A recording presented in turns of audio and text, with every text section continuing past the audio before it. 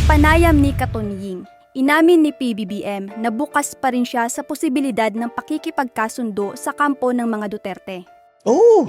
Ako, ayoko ng gulo. Gusto ko makasundo sa lahat ng tao. Marami na akong kaaway. Hindi ko kailangan ng kaaway. Kailangan ko kaibigan.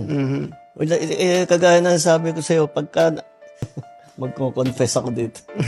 Dagdag pa nito, bukas siya sa pakikipagtulungan kahit magkaiba ang pananaw sa ilang pulisiya. At ayaw rin nito ng may nanggugulo. Ako, ang habol ko ay yung stability, peaceful, para magawa namin yung trabaho namin. Kaya ako, laging akong bukas sa ganyan.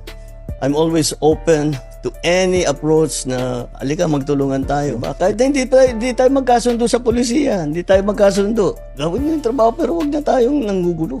Wag na natin, tanggalin natin yung gulo. Ito naman ang kanyang mensahe para sa mga kababayang nawalan na ng tiwala sa kanyang administrasyon. Well, asahan nila na tayo naman, kahit nasa matataas na posisyon, asahan nila lagi kaming nakikinig.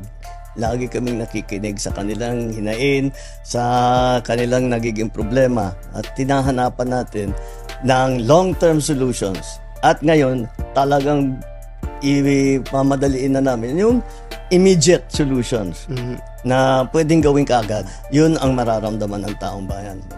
Ang tanong ko lang po, Mr. President, nararamdaman ba ng mga ordinaryong Pilipino ang mga solusyong sinasabi nyo?